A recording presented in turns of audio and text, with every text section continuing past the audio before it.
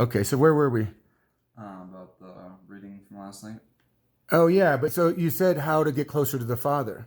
How Mm. does Ephraim get closer to the Father again? Search them out. Search him out. How would you do that? Um, First you have to have an interest uh, to learn more about him. Right. Mm.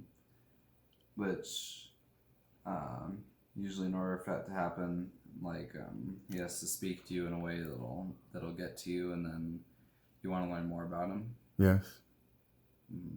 You know what he's teaching me right now? What's interesting is how the grafted in ones are becoming so close to him so quickly. Mm. Like sons, like servants, because they're coming in like servants. They're willing to be the least in the kingdom just to be close to the Father. And that's what I have going on with Stone. Just to be close to me, he was willing to be my servant. You know what I mean?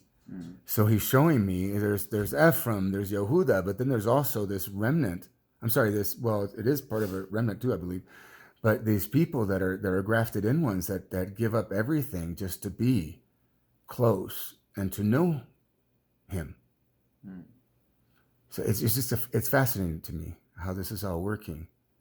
So I wonder if it's Ephraim's supposed to make Yehuda jealous by following the laws and keeping close to the Father. You know what I mean? Mm. So how would we make Yehuda jealous?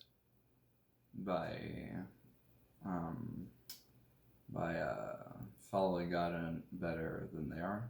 Yes, by doing it out of love, by wanting to be with Him and wanting to learn the business again and willing to be the least in the kingdom. Mm. That's what's going on right now. We have to come home willing to be the least in the kingdom. And then he blesses us and gives us a wedding ring, which is to wed the Mashiach. And he gives us a cloak, which is a cloak of, it's our covering, it's our huppah, it's Joseph's coat, it's the light, it's a rainbow color coat that the other religions talk about. It's everything, it's his light. He's the Father of lights. Mm. And so he gives us that just for coming home and listening to the Father's way. I'm so proud of you and how much you've done, and I'm proud of you. You've had a lot of things you can't even tell with the EDS anymore. It's like you don't even want to associate it with it anymore, even though it's still there. And but I'm proud of you. At the same time, you got to have respect for everybody and where they're at too, because everything comes. I had a job. At 20 years old, I was working a lot all the time. Now I reminded you of, sorry, that's what happens. So that way, the cool thing is our consciousness can leave our body and be in higher places. And that's where I think the gift of ADD is in ADHD. But the gift of ADD is that we can actually leave our bodies and daydream. And we were harmed to be able to do that. But look at what a blessing it is now, because it gives us special gifts. So when we come back to the flesh and feel the flesh, we feel it. We feel the pain. You know what I mean? And that's as we start, sensing it. But it's Jacob's ladder. We have to go up and down it. We have deep roots, and the deeper the roots, the more fruit we can produce. We can be watered from everywhere. Sorry.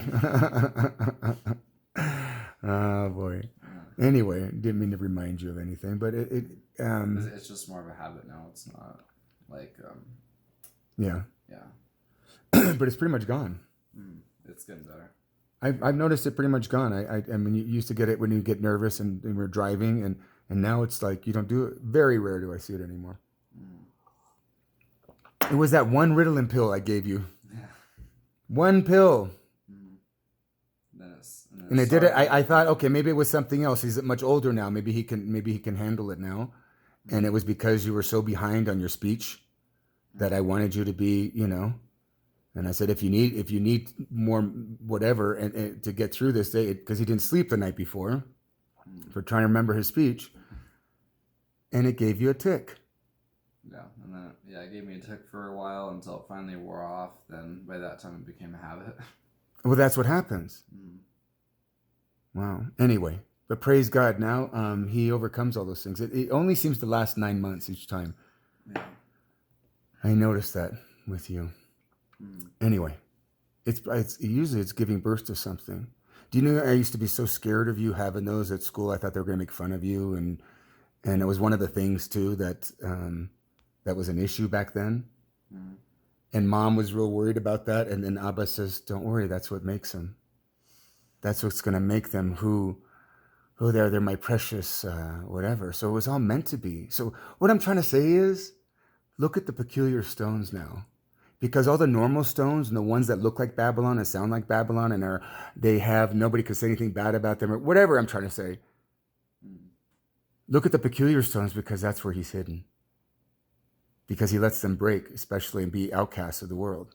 And that's who this meek. That's who he's going to raise this up in. This new kingdom is built around the meek, disabled, sick, all kinds of the diseases that they did on purpose to us to harm the Hebrew people. But all it did was make us better because it made us different and set apart, each with a special gift. Each autistic kid, they have special gifts. Have you seen that? They're all special gifts. Mm-hmm.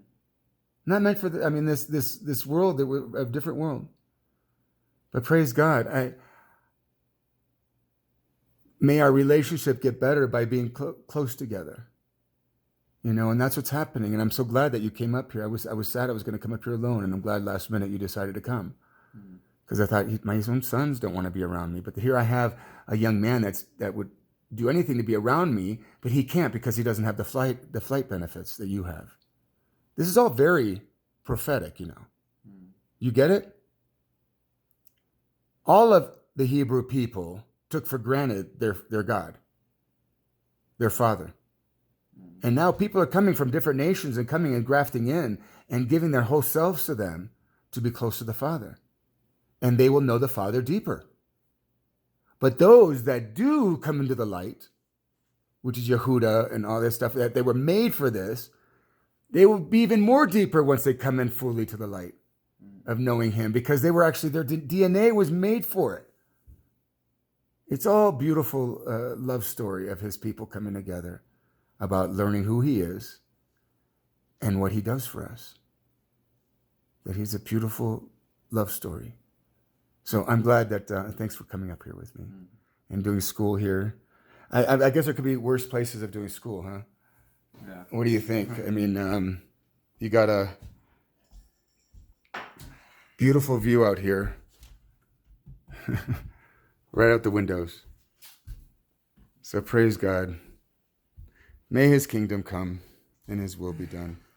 Anyway, so I'll do my best to invite you more too.